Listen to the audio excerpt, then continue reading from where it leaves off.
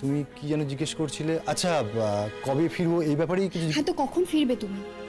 3 দিন নাকি থাকতে হয় বৌদি, আর 3 দিন পরেই ওকে নিয়ে ফিরবো। তোমার একা ফিরতে কিসের অসুবিধে? শুনে, হ্যাঁ, আমার বাবা মামার সাথে অষ্টমঙ্গলায় যাচ্ছে যোগ করতে। ও কেন এবার আসতে যাবে? হ্যাঁ, ও কেন আসবে শুনি? তোমাকে দুধে পুজো করতে আসবে নাকি ও? হ্যাঁ, আমার সাথে যাবে, আমার সঙ্গে থাকবে, আমার সঙ্গে গল্প করবে, আমাকে খাইয়ে দেবে, আমাকে গান শোনাবে, পড়াশোনা করাবে, আমাকে ঘুম পাইয়ে দেবে। বয়স তুমি করবে না?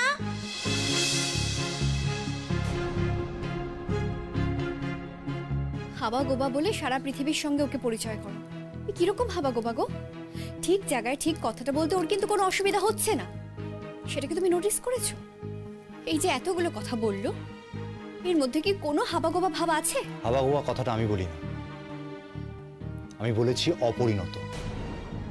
হাবা গোবা আর অপরিণত শব্দ দুটো শুনতে অনেক পার্থক্য। তাই তুমি ওকে হাবা গোবা না বলে যদি অপরিণত বলো তাহলেই আমি খুশি হব। আমাকে সবসময় হাবা গোবা বলে। আমি কি হাবা গোবা বলো স্যার? আমি সব বুঝছি। হাবা গোবা কি? তোমাকে যে হাবা গোবা বলবে সে নিজেই হাবা গোবা। আমি জানি তো যে তুমি সব বোঝো, তাই এসব শিয়ানাগিরিগুলো না আমার সঙ্গে করতে এসো না। বৌদি, তুমি কি ওর সঙ্গে এইরকম ব্যবহারটাই করবে? তুমি কি আশা করেছিলে যে আমি ওকে সত্যি পাটরানি করে টঙে তুলে রাখবো আর সারাটা জীবন ওর দাসীবাদী হয়ে কাজ করে বেড়াবো? তোমার সঙ্গে কথা বলাটাই বৃথা। দাদা তো বাড়িতে নেই, অফিসে গেছে, আমরা বরং এগোই। পুতুল চলো। চল তো স্যার, 3 দিন আর মুখ জামতামাই শুনতে হবে না। পুতুল, আমি তোমাকে বলেছি না এরকম বলবে না? হ্যাঁ, বলেছো তো তুমি, কিন্তু আমি তেমন কথা বলি না। ও তো সবসময় আমার সাথে এমন কথা বলে। আমার সাথে কথা বলে কোনো দোষ নেই, আমি কথা বলে দোষ। বলুক, তুমি বলবে না। এই কি বলেছি তোমাকে আমি? কি এমন বলেছি যে তোমার গায়ে তো ফোসকা পড়ছে? তোমার না সব খবর আমি নিয়েছি। তুমি তো পাড়ায় সারা পাড়ায় টহলদারি করে বেড়াতে, এর গাছের ফুল চুরি করতে, ওর কাছে নাড়ু চেয়ে খেতে। সারা পাড়ার লোক তো তোমাকে দুর্ছাই করতো। এখন খুব এসেছো না গুণের কথা শোনাতে? আমার দেওরের মাথাটা তো মুড়িয়ে খেয়েছে তোমার বাড়ির লোক, সেই জন্য না বাধ্য হয়েছে তোমাকে এখানে নিয়ে আসতে। এখানে এরকম করলে মেরে ঠ্যাং খোড়া করে দেবো তোমার। এই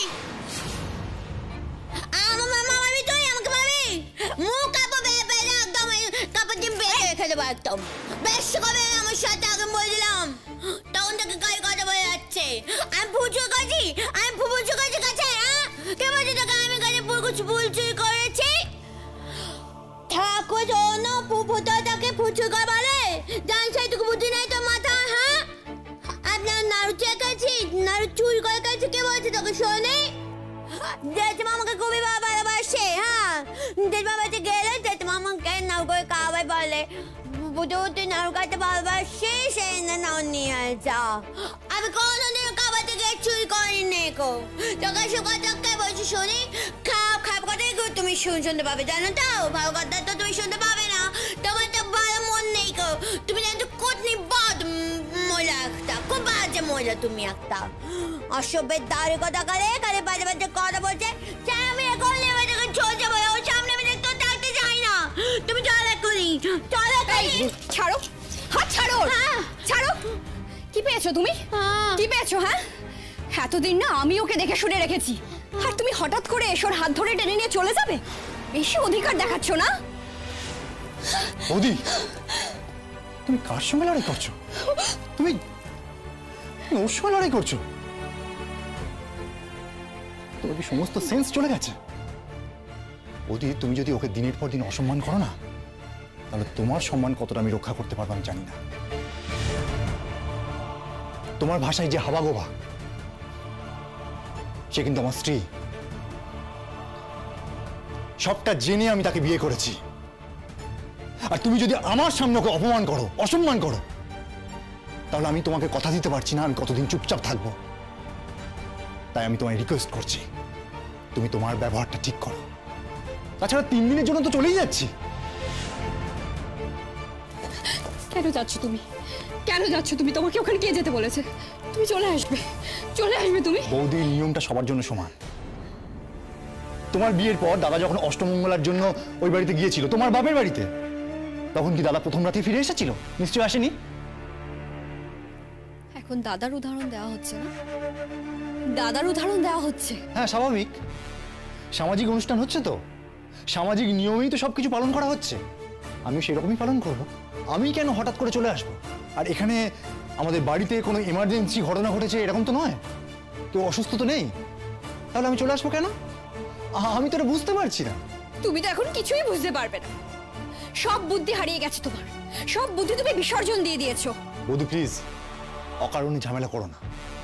এখন যাচ্ছি তো, যাওয়ার সময় ওকে একটু আশীর্বাদ করো। বয়ে গেছে আমার।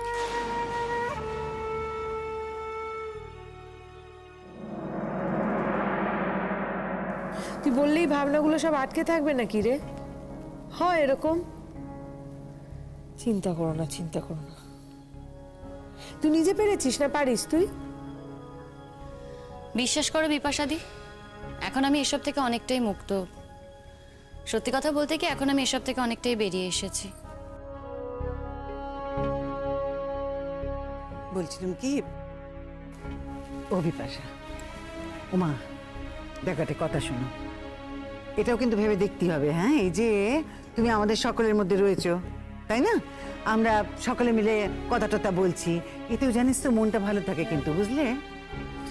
কথাটা তো তুমি ঠিকই বলছো কাকিমা, কিন্তু কি বলো তো, পুরো সংসারটা সে যতই সাধারণ হোক, এইটুকু তো সংসার, তাও তো নিজে হাতেই সবটা করতাম। একার হাতে সব দায়িত্ব সামলেছি, 59-64 সব কাজ নিজে করেছি, কিন্তু এক রাতের মধ্যে বিক্রি হয়ে গেল। ওর ভালো হবে না, দেখো ওর কোনোদিন ভালো হবে না। ওর তো খারাপ চাইতে পারছি না, এত কিছু হয়ে গেল তাও কি খারাপ চাইতে পারছি কাকিমা? এখনো মনে হচ্ছে যা হয়েছে হয়েছে, থাক, পাল্টাতে তো পারবো না। ও ভালো থাক, সুখে থাক। শুধু চিন্তা আমার শাশুড়ি মাকে নিয়ে গো। জানোই তো তোমরা, এত বছর হয়ে গেল সংসারে কাজকর্ম তো করেন না, পারেনও না তেমন, শরীর ভালো না, কে দেখবে, কি হবে কে জানে বাবা। তুমি কেন এত ভাবছো বলো তো বিপাশাদি? হ্যাঁ, যার মা সে ভাববে, ছেলে ভাববে, তোমার কিসের দায়? তুই ভাবছিস এরকম করে? কি তুই ভাবতে পারছিস? এই তো ননদ আসবে, রান্নাগুলো করলি না? এই কটা দিন কাকিমার অসুবিধা হবে বলে হাতে হাতে করে দিলি না? তাহলে পারে না গো, যারা ভালো মানুষ তারা এইভাবে ফেলে দিতে পারে না। তারা নিজেরা কষ্ট পায়, কিন্তু অন্য কাউকে এইভাবে কষ্ট দিতে তারা পারে না। আজ পরাগটার কি অবস্থা, আর পলাশটাকে দেখো, গায়ে হাওয়া লাগিয়ে ঘুরে বেড়াচ্ছে, ওর তো কোনো কিছুতেই কিছু যায় আসে না। আমি তো এই কথাটা আগেই বলেছিলাম। আমি মাকে বলেছিলাম যে আমি যদি এ বাড়িতে থাকি, তোমার ছোট ছেলে কোনোভাবেই তোমায় সহযোগিতা করবে না, আর ঠিক তাই হলো। আর দেখো মা, সত্যি কথা বলতে কি, তোমাদের সঙ্গে তো আমার আর সেভাবে কোনো সম্পর্ক নেই, সবটাই বিচ্ছিন্ন হয়ে গেছে। হ্যাঁ, তোমাদের এখন বিপদ, আমি তোমাদের পাশে আছি, কিন্তু তার মানে তো এটা নয় যে আমি এই বাড়িতেই থেকে যাব। ও কি কথা বৌমা, কে বলেছে যে শুধু রক্তের সম্পর্ক থাকলেই সম্পর্ক হয়, নইলে সম্পর্ক টেকে নে? তুমি বিশ্বাস করো? আমি করি, আমি করি নে, কারণ আমি আমার জীবন দিয়ে বুঝেছি গো। কেন বললুম জানো? এই যে আমার দুই ছেলে, তারা আমার জন্য যা যা করেছে, আর তুমি আমার জন্য যা করেছো, একটা পরের বাড়ির মেয়ে হয়ে, যার সঙ্গে আমার জীবনে কখনো চেনা জানা কিচ্ছুটি ছিল না, তুমি আমার জন্য যা যা করেছো, এই দুয়ের মধ্যে কোনো মিল নেই, এই দুয়ের মধ্যে কোনো মিল হয় নে বৌমা। এই কথা আমি আমার জীবন দিয়ে বুঝেছি। শোনো বৌদি ভাই, সামনে কিন্তু আমার বিয়ে, আর তখন যদি তুমি বলো যে আমাদের সাথে কোনো সম্পর্ক নেই, বিপদে পাশে এসে দাঁড়িয়েছিলাম, এখন আর হবে না, সেসব বললে কিন্তু শুনবো না। এই পুতুল দিয়ে আসবে বলে তুমি যেমন নিজে হাতে রান্না করছো, সবটা করছো, ঠিক সেরকমই আমার বিয়েতে সবকিছু তোমাকে দায়িত্ব নিয়ে করতে হবে, এটা আমি বলে দিলাম। আর বড়দা ভাইয়ের সাথে তোমার কি হবে না হবে আমি জানি না, কিন্তু তুমি যেমন আমার বৌদি ভাই ছিলে, ঠিক তেমনি বৌদি ভাই আমার সব সময় থাকবে, বুঝতে পেরেছো?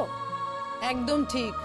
আমার মেয়ে কিন্তু একদম ঠিক কথা বলেছে। শোনো, আমার মেয়ের বিয়ে, সেই বিয়েতে তুমি আগে থেকে থাকবে, কিচ্ছু করাটি চলবে না। আগে থেকে তোমাকে পুরো বিয়েটা তুলে দিতে হবে কিন্তু শিমুল। হ্যাঁ কাকিমা, আপাতত তো আমি এই বাড়িতেই আছি। তবে একটা কথা, মা কিন্তু ভাড়া নেওয়া নিয়ে গাইগুই করছে। সেটা যদি চলতে থাকে আমরা কিন্তু এ বাড়িতে থাকবো না। বলি ও কি কথা রে ছোট, শুনছিস তো কি বলছে? একদম না। সে নাকি আমার বাড়িতে থাকবে ভাড়া দিয়ে। তুই ভাব দেখি আমারই কাছে। সে কাকিমা শোনো, তুমি যা করো করো শিমুলের সঙ্গে, এটা তোমার আর শিমুলের ব্যাপার। তবে আমার কাছ থেকে ভাড়া নেবে না তা কিন্তু যেন না হয়। আমি জানি তুমি বলবে কোথা থেকে ভাড়ার টাকা দেবো, কিভাবে কি হবে না হবে। আমি কথা বলেছি, কয়েকজনের সঙ্গে কথা হয়েছে, 2-4 দিনের মধ্যে হয়তো 2-একটা টিউশনিও জোগাড় হবে। ও টিউশন করে ভাড়ার টাকা অন্তত আমি জোগাড় করে দিতে পারবো। টাকা টাকা টাকা নিয়ে কি আমি স্বর্গে যাবো গো? হ্যাঁ, ও কি কথা? টাকা দিয়ে কি হয় বৌমা? বলি অন্য কিছুর কোনো দাম নেই? ভালোবাসা, ভালোবাসার কোনো দাম নেই? এই যে তোমরা আমাদের এত ভালোবাসা দিচ্ছ, তার কোনো দাম নেই গো? ক টাকা? হ্যাঁ বলি, ক টাকা দিলি বাজার থেকে ভালোবাসা কিনতে পারবে তুমি বলো দেখি? ভালোবাসার দাম না কোনো টাকা দিয়ে উসুল করা যায় না গো, কখনো না। পুতুল, হ্যাঁ? যাও গিয়ে বৌদিকে প্রণাম করে এসো। না, আমার ভয় ভয় করছে। যদি আমাকে মা মারে? মারবে না, যাও যাও গিয়ে প্রণাম করে এসো, যাও।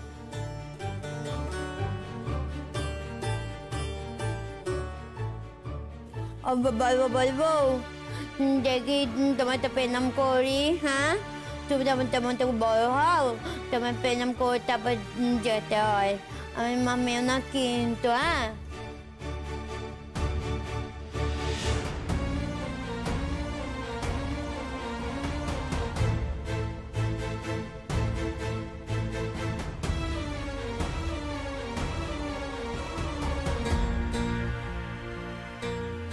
এই সরতা,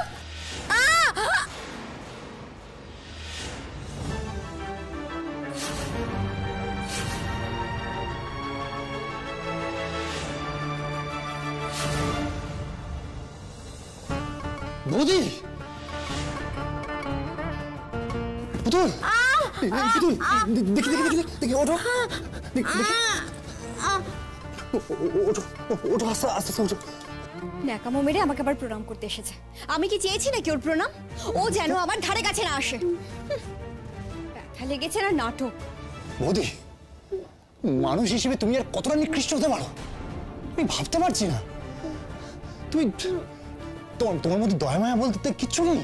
হ্যাঁ, তোমার স্বার্থে ঘা লাগলে তুমি এতটা নৃশংস হতে পারো? কিসের স্বার্থ? কোন স্বার্থের কথা বলছো তুমি? কি বলতে চাইছোটা কি তুমি? তুমি নিজেকে প্রশ্ন করো, তুমি কি করতে চাইছো? পুতুল, পুতুল, পুতুল, তুমি এখানে বসো, আমি ওষুধ নিয়ে আসছি। ব্যথা করছে, মাথাটা ব্যথা করছে আমার। পুতুল, পুতুল, আমি আর তোমাকে কখনো প্রণাম করতে বলবো না। যে তোমার প্রণাম চায় না তাকে তুমি কখনো প্রণাম করবে না। তুমি বসো, আমি ওষুধটা নিয়ে আসছি, বসো। এই চুপ করো, একদম না নাটক করবে না। তোমার এই ন্যাকা কান্নায় কেউ বিশ্বাস করছে না। তখন গায়ে ব্যবহার করে যাচ্ছ, তখন গায়ে ব্যবহার করে যাচ্ছ। কেন করছো এরকম তুমি আমার সাথে? আমার সহ্য যায় তোমাকে। তুই কি হলো? আমি বারণ করলাম না, কোনো কথা বলবো না। আমাকে বলছো আমি নাটক করছি? আমি নাকি ইচ্ছে করে কান্নাকাটি করছি। আমার ব্যথা লাগিয়ে দিয়ে যাও করছি আমি কান্নাকাটি। বলুক, তুমি কিছু বলবে না, তুমি চুপ করো দেখি।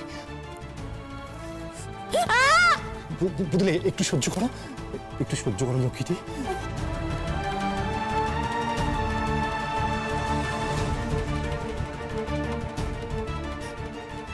ব্যথা লাগছে স্যার। ঠিক আছে, এবার ওঠো, আস্তে আস্তে ওঠো, ওঠো তো, ওঠো, এসো এসো।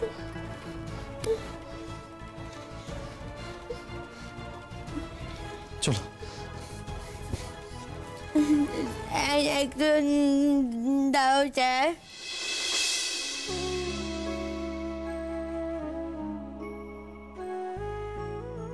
এই যে শোনো, আমাকে যা বলেছে তোমার সাথে খাবার না করতে, তাই আমি তোমাকে বলে যাচ্ছি তুমি ভালো থেকো, সুস্থ থেকো। হ্যাঁ,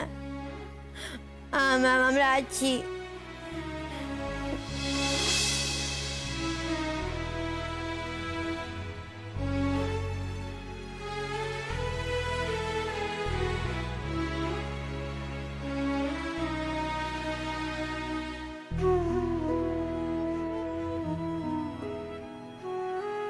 একজন অসহায় মেয়েকে আঘাত করে তুমি যে কতটা আনন্দ পেলে আমি জানি না।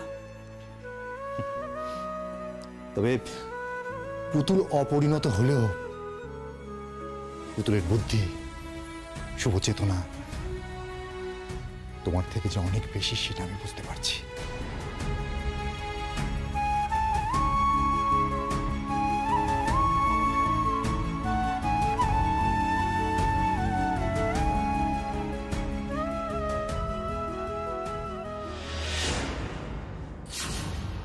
জেঠিমনির বাড়িতে এখন কি ভালো লাগছে না? হ্যাঁ রে মা, লাগছে তো। আমার ঘরের লক্ষ্মী ঘরে ফিরে এসেছে, লাগবে না বল? এখন তো আমার ঘরে কিচ্ছুটির অভাব নেই, কিচ্ছুর কোনো অভাব নেই। কি জানিস তুতুল, আমি নিজে ঘুম থেকে উঠে বুঝতে পারছি রোজ, হ্যাঁ এখন আর আমি একা নই। এখন আমার পাশে একখানা শক্তপোক্ত মানুষ রয়েছে, জানিস? সে সব সময় সবকিছুতে ঢাল হয়ে আমার সামনে দাঁড়াবে, এমন একখানা মানুষ রয়েছে আমার সাথে। শুধু আমার ছেলেটা রে ছোট, আমার ছেলেটা শুধু ওই অবস্থায় পড়ে আছে। ও দিদি, পরাগের ব্যাপারটা কি করবে দিদি? কি করব তুই বল? বলছে বৌমা ডাক্তারদের সঙ্গে কথা টথা বলছে, তারা তো বলছে আর কোনো আশা নেই, আর নাকি কিছু করাই যাবে না। ওই যে অপারেশনটা হলে ওর জীবনটা বাঁচানো যেত, সেই অপারেশনটা হয়েছে, কিন্তু সেই অপারেশন হলে যে ক্ষতি হওয়ার কথা, সেই ক্ষতি তো হওয়ারই ছিল। তাকাতে পারি না, তাকাতে পারি না, ছেলেটার সামনে যেতে পারি না আমি। বদলে গেছে, বদলে গেছে, আমূল বদলে গেছে ছেলেটা আমার। এত দিনে বুঝেছে যে জীবন কি, এত দিনে এত বড় ধাক্কা খেয়ে তারপরে সে ভালো হবার দিকে এগোচ্ছে রে ছোট। এত দিনে সে বুঝেছে যে তার পাশে কে ছিল, কাকে সে নিজের জীবন থেকে সরিয়ে দিয়েছে, তা নাকি আবার অন্যের প্ররোচনা।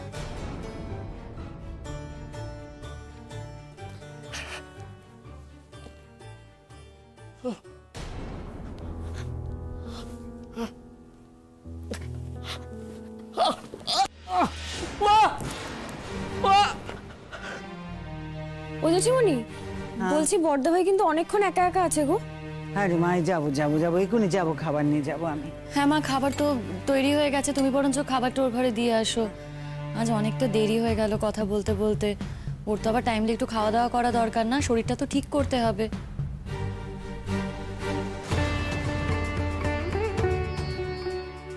তবে কে করবে, কে করবে বলো দিদি এইরকম? ওই যে কথায় আছে না, বিয়ে হচ্ছে 7 জন্মের বন্ধন, জন্ম জন্মান্তরের বন্ধন। এই তো প্রমাণ। তুমি সই করে কোর্টে গিয়ে যতই বিয়ে ভাঙো না কেন, সবটা কি ভাঙে? কিছু তো থেকেই যায়, আর সেই কিছুটা দিয়েই সারাটা জীবন চলে যায়। কাকিমা প্লিজ, কাকিমা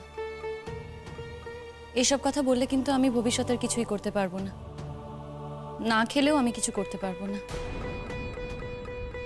ও অসুস্থ, একজন রোগীকে আমি রোগীর মতো করেই ট্রিট করছি। ঠিক কথা মা, ঠিক কথা, একেবারে ঠিক বলেছো তুমি। ঠিকই তো, রোগীর মতোই তো দেখবে। যা যা অন্যায় করেছে আমার ছেলে তোমার সাথে, তারপরেও যে তুমি ওকে রোগীর মতন দেখছো, এই তো অনেক গো মা, অনেক করছো। ও মা,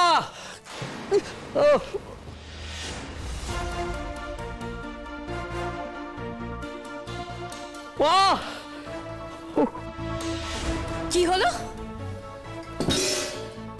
মা, ও কি কথা গো? ছেলেটা কি গেল? ছেলেটা কি চলে গেল? চলো দিদি, চলো। চলে গেল নাকি ছেলেটা? শিমুল, কি হলো শিমুল? ধরো আমার মনে হয় পড়ে ঠরে গেছে, জানো তো বিপাশাদি। নিশ্চয়ই একা একা ওঠার চেষ্টা করেছিল, সেই সময় পড়ে গেছে। আরে ডাক্তার বারবার বারণ করেছে একা একা ওঠা নামা না করতে, তাও কেন যে কোনো কথা শোনে না। ও বিপাশাদি, যদি পড়ে গিয়ে মাথায় লাগে, যদি অজ্ঞান হয়ে যায়, বড় বিপদ হবে গো। আমার কি মনে হয় জানো, হ্যাঁ বেলটা তো খারাপ, ওই বিছানার পাশে যে বেলটা থাকে সেটা খারাপ। তো আজকে লোক আসার কথা ছিল, সেও তো এখনো আসেনি। নিশ্চয়ই আমাদের ডাকার চেষ্টা করেছিল, আমরা কেউ শুনতে পাইনি, তাই হয়তো উঠতে গিয়ে এরকম অবস্থা হয়েছে। একবার দেখে আসি শিমুল, একবার। চলো। কিন্তু আমার ভয় করছে শিমুল, যদি কিছু থেকে কিছু হয়ে যায়, তুই আবার যাবি, তোকে তো লোকে কথার ফাঁদে ফেলবে, নানা রকম কথা। বিপাশাদি, কথার ফাঁদে ফেললেও কোন দিন আমরা নিজেদের কাছ থেকে বিরত থেকেছি বলো তো? একটা মানুষ এভাবে পড়ে গেছে, এত জোরে চিৎকার হলো, তারপরে পাষণ্ডর মতো এখানে দাঁড়িয়ে থাকবো? না না, আমার নিজেকে পাষণ্ড মনে হচ্ছে। চলো বিপাশাদি, যা হবে হবে, চলো।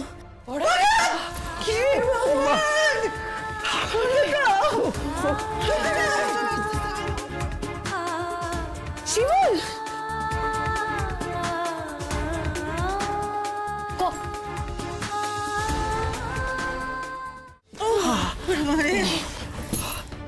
কতবার বারণ করেছিলাম একা একা বিছানা থেকে না নামতে, দেখলে তো কি অবস্থা হলো। কোনো কথাই আমার শোনেনি। মা, মা, মা, তুমি শিমুলকে বলে দাও মা, আমি এখনো বেঁচে আছি, এখন আমি মরে যাইনি মা। ওকে বলে দাও আমি বেঁচে থাকতে থাকতে আমি বেঁচে থাকতে থাকতে চাকরিটা যেন ও করে মা, এটুকু যেন ও কনসিডার করে। ওকে বলো মা। দেখো শিমুল, আমার হাতে আর বেশি সময় নেই শিমুল, আমি আর বেশি দিন নেই, এবং এটা তুমি নিজেও খুব ভালো করে জানো। আমার কাছে গোপন করো না প্লিজ শিমুল, আমি তোমার কাছে রিকোয়েস্ট করছি, কয়েকটা দিনের জন্য এই বিয়েটাকে রেজিস্টার করে নাও। তুমি সেটেল করলে আমি শান্তি পাবো।